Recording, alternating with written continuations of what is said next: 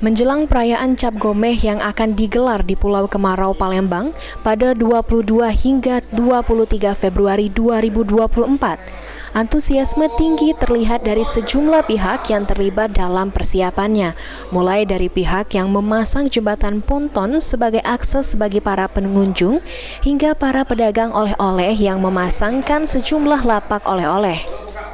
Kapten kapal ponton Abdul Rozak mengatakan, untuk akses ke Pulau Kemarau dipasang 6 unit kapal ponton dengan masing-masing sepanjang 30 meter.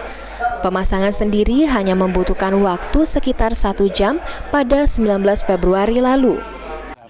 Berapa banyak tongkang yang ada 6 buah nyambung gini? 6 buah, satu tongkangnya 30 panjangnya. 30 meter. 30, berarti 180-an meter ya. 6 buah tongkang kan. Sementara itu, pedagang oleh-oleh Tari mengatakan, menjelang perayaan Cap Gomeh, lapak pedagang oleh-oleh sudah selesai dipindahkan ke bagian dalam Pulau Kemarau.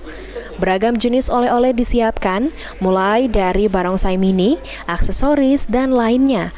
Dengan perayaan Cap Gomeh ini, para pedagang oleh-oleh antusias karena biasanya penjualan akan meningkat 2 kali lipat dengan mayoritas pembeli berasal dari luar kota Palembang.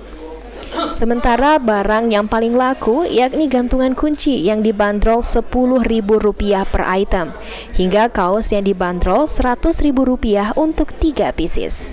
Oleh-oleh sih, Oleh-oleh ya? kan. Kayaknya dari orang-orang dari luar, Lampung, Jawa, itu sih. Dari hari-hari biasanya, perbedaan dari hari-hari biasanya dengan Cap Gomeh itu mungkin untuk pembelinya itu mungkin seperti apa?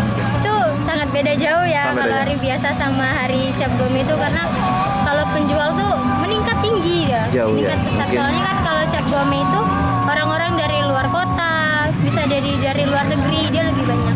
Mungkin berapa persen kalau kita persentase kalau mungkin? Kalau hari biasa itu mungkin perkiraan sekitar 50 ya, tapi kalau Cap Gomeh itu mungkin bisa 99%. Sandi Pratama, PAL TV.